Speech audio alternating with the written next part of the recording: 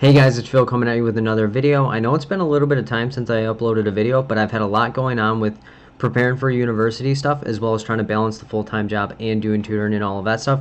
But I just want to say thank you guys so much for supporting me in the meantime. Like, you guys still rocking with me and sending me emails and encouragement along the way. It means so much to me, and it shows me how much of a community that we currently have. Like, people are still attending the study groups, people are still sharing my name online, and it just blows my mind because it was like a year ago that we all started this, and then it has since grown into a community. Like the study group last night, a lot of people were talking, and they said it was like a ministry, which kind of blew my mind. But I guess from looking in the outside in, it doesn't really seem that way. But from everyone else's perspective, it just shows how much of an impact that we are all making because we're all in this.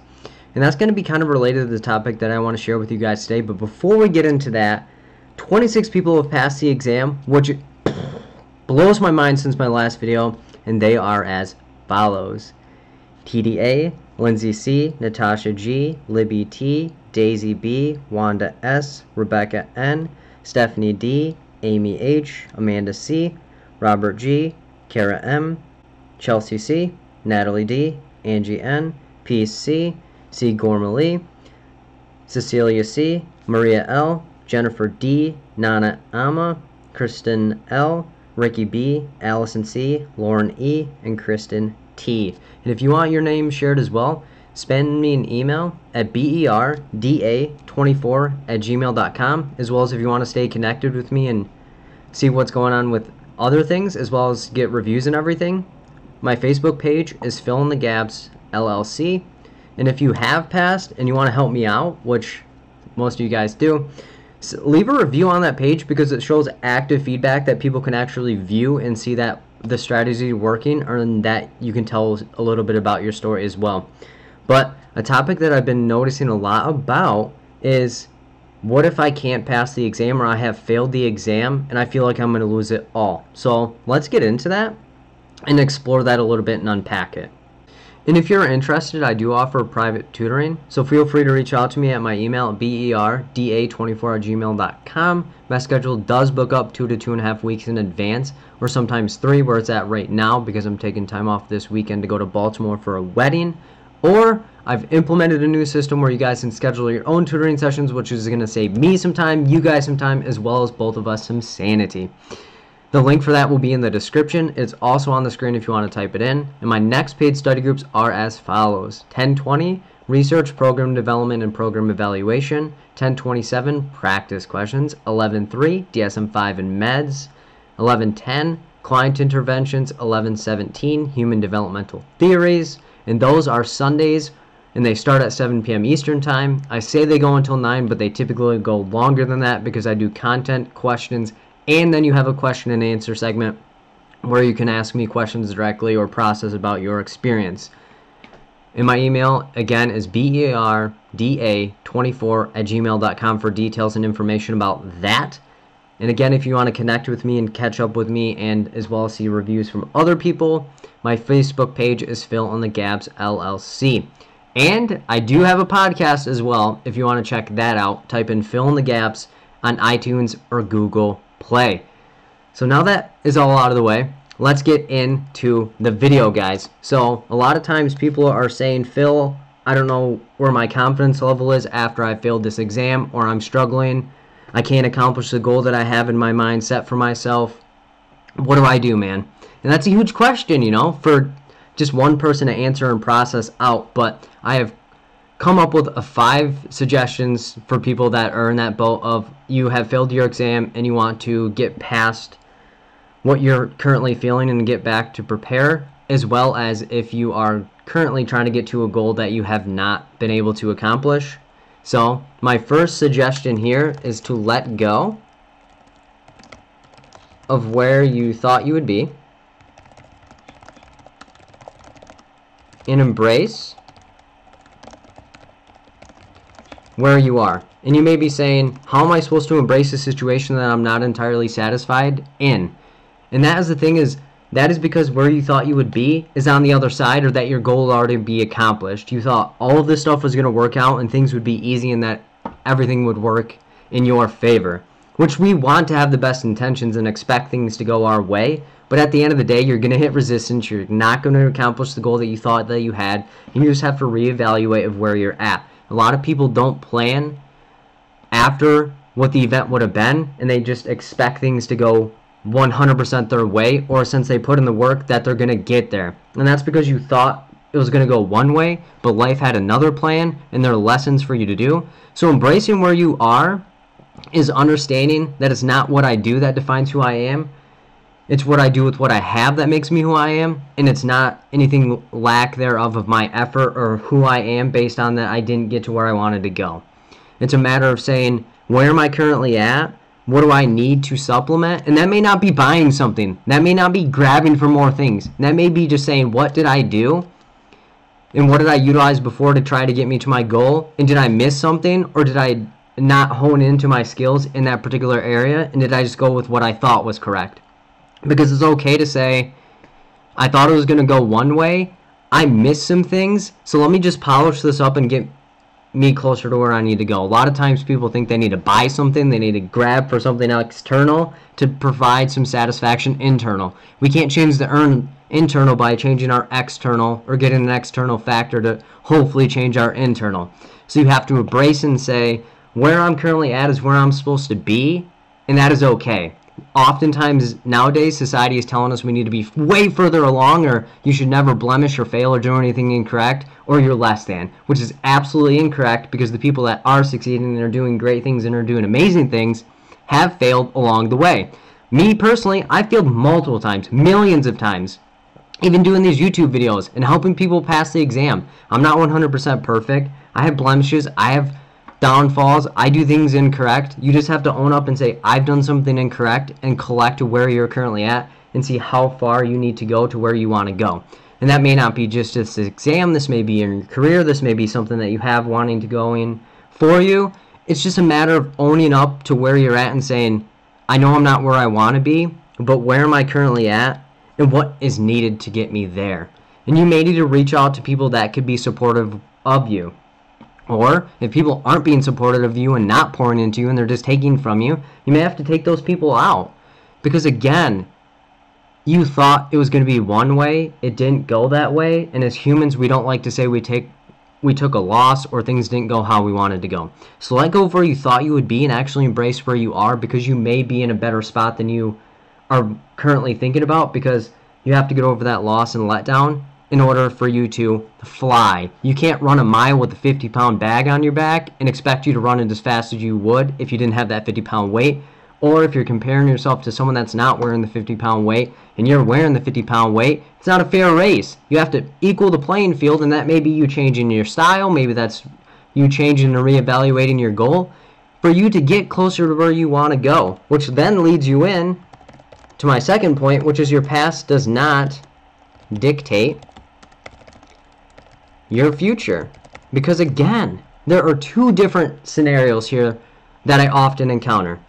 So I will break them up and say, one is good does not equal good, or bad does not equal bad. Or stated in another way, success does not equal success, or failure does not equal failure. And in your mind you may be saying, Phil, that's the absolute opposite of what you would have been saying, because good typically equals good, right? No, not just because something was good in the past does not always mean it's going to be good in the future. Just because you were successful in the past and did things a certain way does not mean it's going to be that certain way in the future. Things change and people change too, so you have to evaluate your situation constantly and saying, is what I'm currently doing the most efficient strategy for me? Because you aren't the same person as you were yesterday or months ago or even years ago when you developed this schema or thought process. So you constantly have to be thinking, is my successes from the past punking me right now to think that I am over successful, or if I fail, I shouldn't because I've already been through this and I've already done this. You need to keep on your reps, and that revolves around you reflecting and making sure what you're currently doing is still beneficial for you. And the best example I can give is the friends that you had when you were younger. You may have a couple of friends from when you were younger, but the majority are probably different. And the friends that you had at the beginning of the year, most likely, not everyone has remained, because people grow out of people. So thus, strategies and opportunities grow out of themselves as well. You aren't the same person as you once were when you develop these things. So you have to let it go and know just because I was successful and I worked hard in the past does not equal that my future is going to be successful and taken care of. It's a daily thing to keep progressing towards where you want to go and what you want out of your current situation. And this is a difficult process to be like, well, that's a lot of energy, that's a lot of effort. But if you're going to invest in anything, you need to invest in yourself, because that's the only thing that's going to pay off 100% of the time.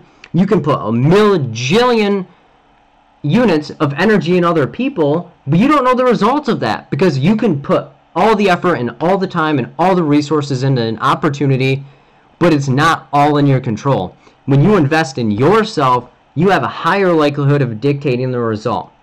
So if you put half the energy that you put into other people, or half the positivity that you believe for other people's situation, you'd be better off, and your situation would be astronomically higher, which would allow you to help and benefit those other people even more so. But again, you can't change an internal problem by changing your external, because you have to go from internal and change the internal, which then will change your external inherently. But again, a lot of times people ask me, Phil, I've been really struggling with this. I don't have any confidence anymore. I don't believe in myself. And all this for them to describe everything successful that they've ever done or achievements in their life. And I'm saying, I know that you're deep and I know that you're intelligent, because they wouldn't let you sit for this exam, or you wouldn't have this opportunity in front of you if the person did not think that you could actually do it. But again, as humans, we like to shoot ourselves down before anyone else can shoot us down. But if we're building ourselves up, other people are likely going to want to build us up as well, because people like seeing success. And if you have people around you that don't like seeing you successful or progressing in some way, shape, or form, you probably need to get them out of there and sort your life out, because once you eliminate negative things, it makes room for positive things, because we only have so much room and so much energy in our days and so much time. Why not make it a positive place for you rather than a negative one where you're trying to just grab for things to make you feel good outside of what the actual experience is that you're trying to accomplish. You just have to let it burn and know that I could have failures in the past and I could have a successful future. And I could have a successful present right now, but I still have to put the work in and resources and time and energy to maintain this positivity and successful life that I want to live and breed. But again, a lot of times people will say, well, I have all of these accomplishments, so that means my future must be positive, right? No, because almost every single person, if you're a social worker, you have the same skills as the next social worker next to you. It's a matter of how you use those skills and use that knowledge and use your abilities that's going to define you and separate you from everyone else. And that's the thing, is a lot of times people will compare themselves to someone that has a different skill set than them and say, why aren't I doing what that person's doing? It's because that's not your gift and that's not what you were created to do. Ride your gift out, believe in yourself, and carry it through, because even though you've been through bad things and have failed in the past, does not mean that your future has to look like that as well. Which then leads me into my next point, is motivation will not be at 100% all of the time. And you may be saying, what do you mean, Phil? I need to be dedicated and putting so much energy and focus on this because it's super duper important to me. But even the most important things in your life, you're not excited to do 100% of the time. You're going to be dragging butts some days. You're going to have fatigue. You're going to have stress. You're going to have things derail you and take you away from the things that are important to you. And there's no shame in the game. This is normal. Even the most motivational and positive person is going to have days where they're like, dude, I don't even feel like doing this. This is a drag. This is so much effort. This is so much work. I'm not seeing results out of this work. I'm failing. A lot of times when you're working towards a goal or trying to pass this exam, you're like, oh my gosh, man, I can't believe it. I'm getting questions wrong still, or I should already be past this point. Why is this so hard for me? What's going on? I'm doing all of the right things that I thought would be beneficial for me. You're going to have days where you are not motivated. You are going to have days where you are ticked off and you are burnt out and you're overdone and you're like, what the heck? I should be fired up. I thought this was important to me. What's going on? My suggestion there is to welcome to the game, because this is absolutely normal and not enough people talk about this, because it's almost shameful, if you will, to say that you're unmotivated or you're tired. No, it's absolutely normal, because over time you can't stay 100% fired up, because with energy you need to recharge yourself, and you're doing absolutely nothing to recharge yourself, you're not going to be charged. The equation is, if I'm burning myself all the way down to the bare minimum and nothing's pouring into me, or I'm not charging myself, I'm not going to be charged. So again, as social workers and as people, you're going to be doing things that may not be beneficial to your energy level, but you want to help people, so you do it anyway. But you have to find ways to help yourself, or find people that are going to help you and pour into you, so that way you do feel motivated. One of the biggest things that I always tell myself is, Phil, you are supposed to be motivational, you're supposed to be positive. There are days where I feel burnt all the way out. I feel unmotivated. I don't want to get in front of a camera and help people, but I remember why I started, and talking to people that are struggling, and talking to people that have passed after X amount of time, or talking to people that are now reaching their goals, or starting to see progress, or remember where I once was and said, Phil, if there was somebody back then who was telling these people this information, you'd have been so much further along. Or I remember my family, and how even these videos and the messages I'm sharing and you guys sending positive feedback is making them feel good, or helping them through. Because it's not all about you, but your motivation is your responsibility, because it's something that you can have in your control, because the amount of taking care of that you're doing. If you're not taking care of yourself, you can't take care of anything in your life. And that sounds pretty extreme, but try maintaining something that you don't feel like doing when you're tired, or when you're burnt out, or when you're hungry. And taking a day off could be way more beneficial than forcing yourself to do something, and forcing your way into an activity that you have no business in doing in general.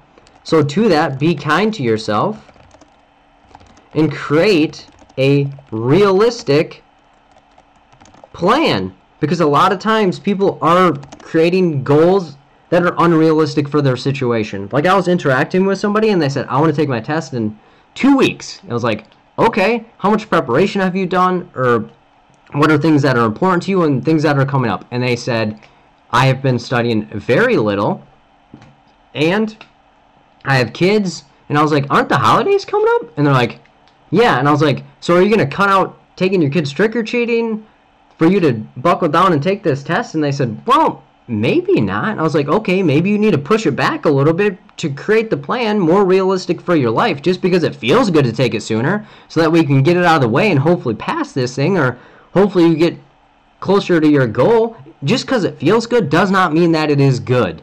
That is bad moves, bad vibes. Just because it feels good doesn't mean it is good. Again, good does not equal good. So bad moves, bad vibes, you need to stay in your lane. You need to feel what is appropriate for you, because a lot of times people reach out to me and say, Phil, I do not want to touch this study material ever again. And I would ask them how long they've been doing it.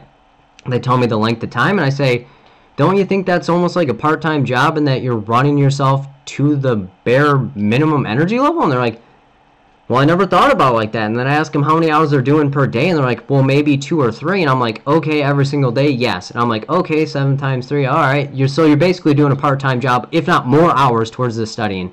How much are you retaining? None. Okay, is it beneficial? Doesn't seem like it is. So be kind to yourself throughout the process, meaning you're going to have slips, you're going to have falls, and you're going to have days that you don't feel like doing something, and that's okay. You can take that day off.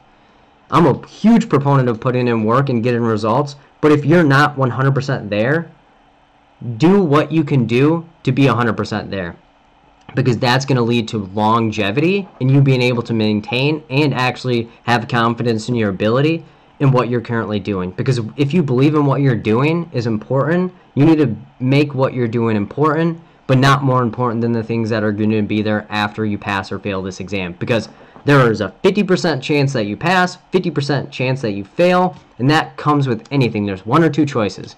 Unless you don't show up, then it's 100% fail. You know what I mean? Because that would be lack there of effort.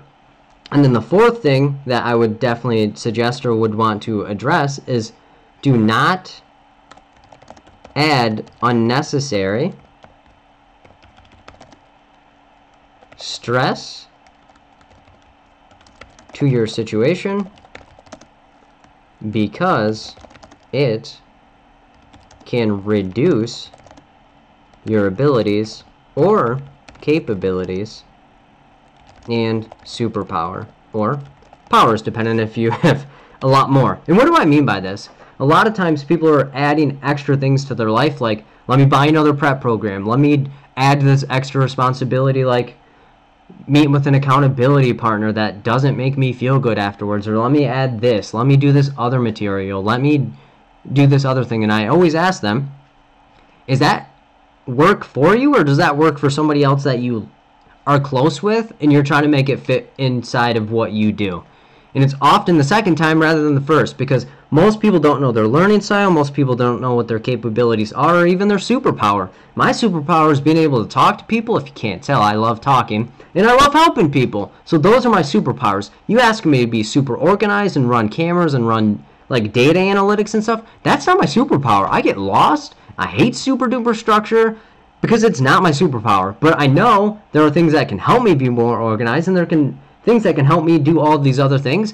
But I let those things handle that, and I handle what my superpower is. So reading something is not going to help me learn something. Watching someone do it or watching things why it's getting explained is going to teach me that better than if I'm reading. So if that's reading's not your style, don't read.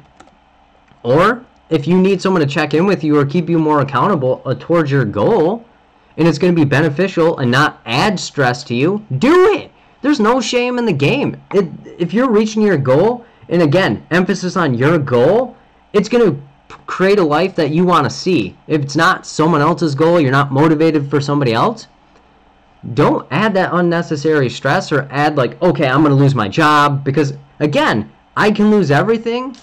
Doesn't mean that you're going to lose life, and it doesn't mean that you're going to lose opportunity or intellect, because maybe that opportunity was not meant for you, or that job was not meant for you, or X amount of thing was not meant for you. And a lot of times we like to try and predict the future and say what's important for us and what we need to do in our lives. And of course, I want you guys to have power and control and do all of these things for yourself.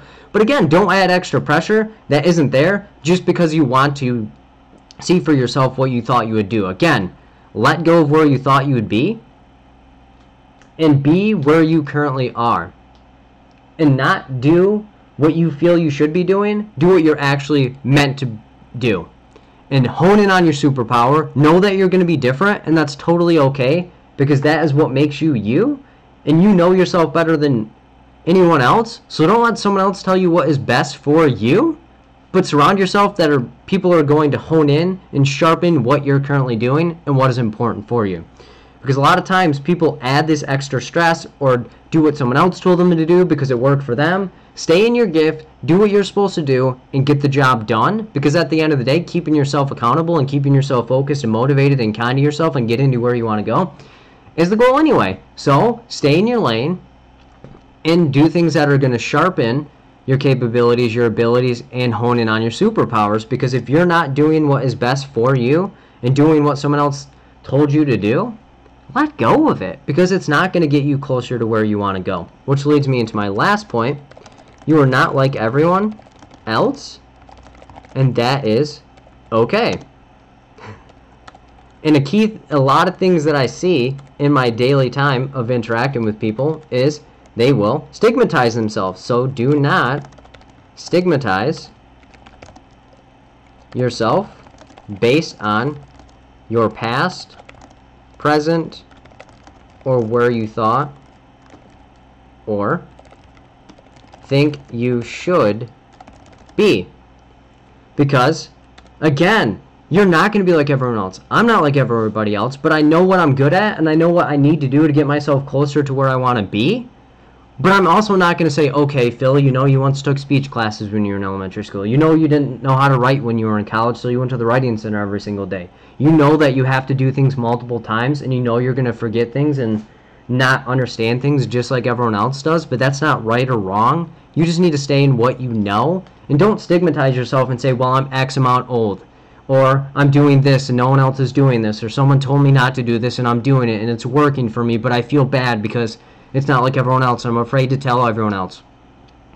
Do not add extra pressure again, because your situation is totally different than other people's, because you have been through different things, or this is your experience and you have different skills and mindsets than other people. You have been through different things than I've been through, and this other person has been through different things than both of us, but none of them are wrong. It's what we do with what we have again. It's not what you have that's going to make you something different. You can't do and obtain something that's not going to be helpful for you and it be as efficient as it was for somebody else. Let go of all of those things and be who you are, because that is what makes you powerful and that's what makes you great. You didn't get to where you are right now by listening to everyone else and being what they wanted you to be. You got to where you are right now based on what you thought, and you did the actions and you get the results. So what you put in is what you're going to get out. So do not overthink this, and do not drag yourself down based on what you've been through or what you're currently going through or where you thought you would be or where you think you need to be. Because where you are right now is where you're supposed to be. Own it and let's build on it. Because if you accept where you're currently at, you are going to get way more results than if you start living what you think you should do. Being what you are and using what you have is going to take you further 100% of the time, because it means you're humble, you've accepted, and you're providing empathy for yourself like you would someone else, because a lot of things that you're telling yourself right now are nowhere near what you'd want someone that you care about telling themselves. Or if they had a goal and they were working towards it, the things you're telling yourself and the things you're doing to get to where you want to be, you would never have them do, because you would tell them different advice. So start living out your advice rather than just giving it to people. Because at the end of the day, we all want to help people, but the last person we want to help is the person that we look at in the mirror every day, because we get pleasure out of helping other people, because it's easier, because we don't have to own our own situation because we were helping this other person. I didn't give 100% towards my goal because I was over here. I dare you to give 100% to your goals. Give it your shot, and even if you fail, saying, I did my best and I'm absolutely proud of myself for what I've done. Because once you get to that point, you are going to break down way many barriers than you would have if you just went with what you thought and stayed safe. Because a lot of times people will escape through external to change that internal, and if you take anything from this, believe in yourself, take what's yours, and get this thing done, man. You can do it. I believe 100% in you guys, and like I always say, I appreciate the support, and I love you guys because I just am so blessed to be able to do what you guys let me do. So comment down below any feedback on this video. Please give it a thumbs up. If you like this video and you've been rocking with me and you're at this point in the video, slap that thumbs up button down below. Subscribe for more videos, guys. And again, if you're interested in tutoring, send me an email at berda24@gmail.com, or use the link where you schedule it yourself. The study groups are 1020 Research, Program Development, and Program Evaluation, 1027 Practice Questions, 11.3 DSM-5 in Meds, 11.10 Client Interventions, 11.17 Human Developmental Theories, and those are Sundays from 7 p.m. Eastern Time until the cats come in and peel us out. My email for any information on the stuff I do is berda24@gmail.com. The link to my Facebook page is Fill in the Gaps LLC. And check out my podcast on iTunes or Google Play. And if you've made it this far in the video, send me an email with the word I can, and I will let you and a friend into the next study group on 1020. Again, I appreciate you guys so much. Take care, guys, and I'll see you in the next video. Peace out, guys.